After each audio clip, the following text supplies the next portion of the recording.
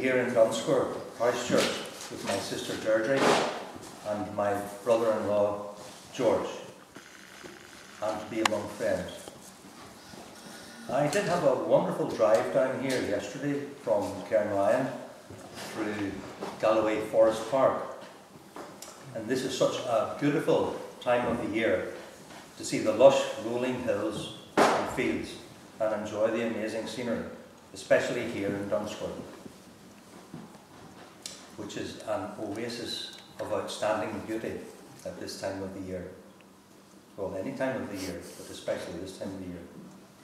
The place names I saw brought back such fond memories of my time here as a child, staying with my gran, Robertina Haining. That's Thomas Haining's second wife, who he married when his first wife, Jane, passed away. Names such as Money Ive, Thornhill, Shawhead, Aldgirth, Thrugate, Mansgate, Luckenhead, or Luckenheath, I think it's called here, Luckenlee and Irongray. To see the wee primary school where my sister and I spent some time, and where Jane went before she went on to Dumfries Academy. I remember well the incident of the rubber.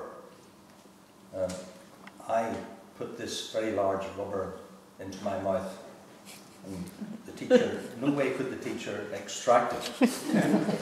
So they had to call for my sister, who was sitting 2 or 3 rows back, and she did manage to extricate it. If she didn't, I might have been erased.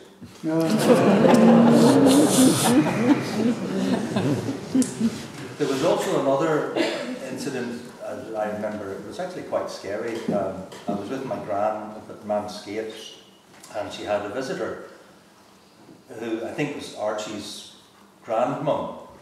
And after the visit, my granny said, "Could you look after this lady for a short distance on our way back down the hill?" And she had this old-fashioned hat on with a net fascinator. Anyway, a bat flew out of the trees in the manse and got tangled in the fascinator. And so we had to dash back to Gran's house while she was calmed down with a cup of tea. And then she continued on her way home, this time without the hat. We didn't want a repeat of the incident. But Jane obviously loved it here, despite the travails of her family. We returned here on numerous occasions to stay with Gran, and I well remember being bundled up in blankets and being put in the back of Davy Riddick's taxi in the pitch black and driving to the train station and then getting the train to Stranraer. And to me, the crossing was like as a young child, it was like a transatlantic crossing, although it actually only lasted a couple of hours. But it seemed like it would take forever. It's a far cry from today's modern ferries, when my father had to drive onto a net, and then the net was lifted up by a crane and put on board. I would like to pay a tribute to Mary Miller, who has written a wonderful, evocative, well-researched and very moving account of Jane's life and work. Jane's life and work and faith in action was a shining beacon of light, which surrounded and touched everyone who knew or came into contact with her. Mary has brought that light out from under a bushel for everyone who reads her book. They will be moved and inspired to follow Jane's example of love and kindness to all, and do good things in minute particulars. I would also like to thank all the people who have kept Jane's memory alive and have promulgated the story of her faith in action, especially Pam Mitchell, and Sheila and Archie Anderson here in Dunscore, and Morag Reid in Glasgow. and of course the Church of Scotland World Mission in Edinburgh, especially the Reverend Ian Alexander. I would like to finish off by saying that I have two items that I would like to present to the Dunsker Heritage Centre on behalf of my family.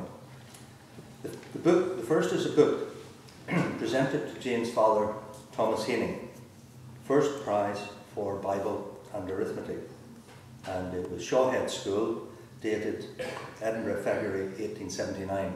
The book was actually published in 1876.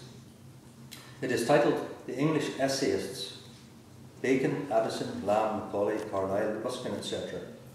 Jane was a prolific reader, and there is no doubt in my mind that she will have read this book. There are even some compressed flowers inside, petals from flowers. So, if Pam would like to come, I would like to present that. There's a little certificate inside.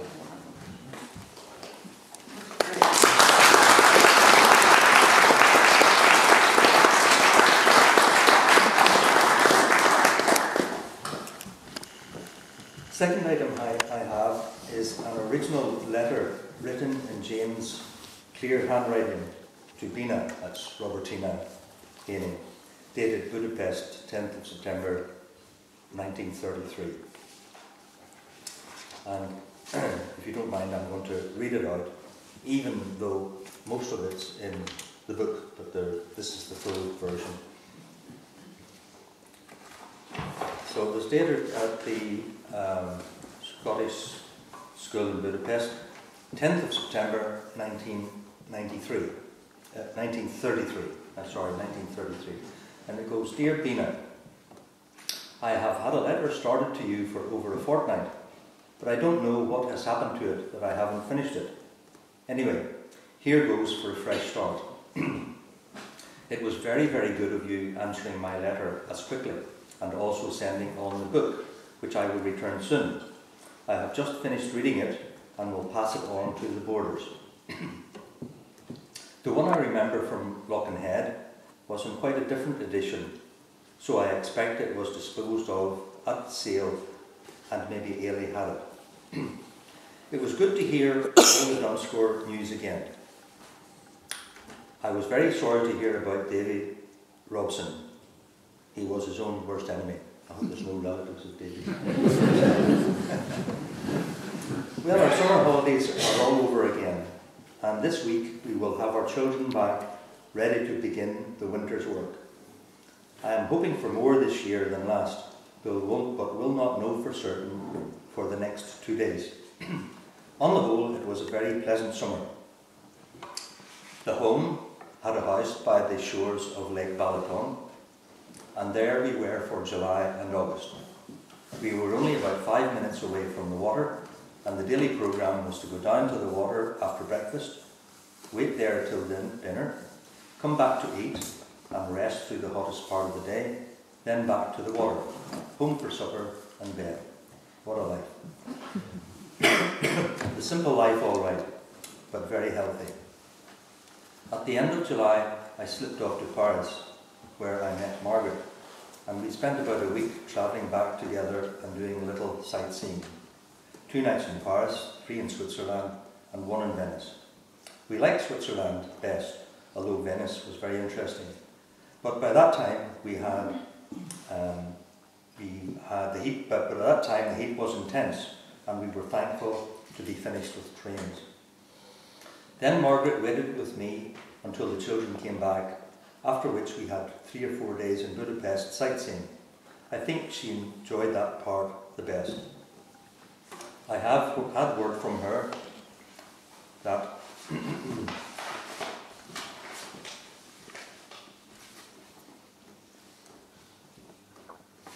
I've had word from her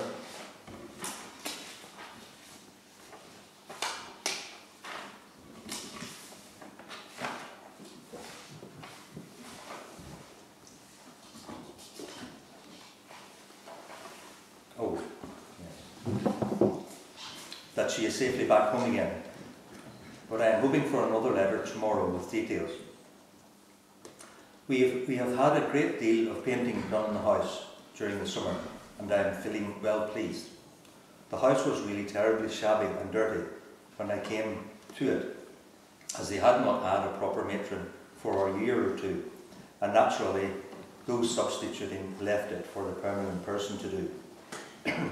The walls are all what we would call distempered, so it is not really so expensive, and it has made such a difference. I feel quite pleased now to show it off to visitors, and I'm hoping it will make a good impression on prospective parents. Well, Bina, I shall be very glad to hear from you again as soon as you have time. My love to Haining. Yours very sincerely, Jane. So this is the original letter in Jane's own handwriting, and if you would like to accept that, please do.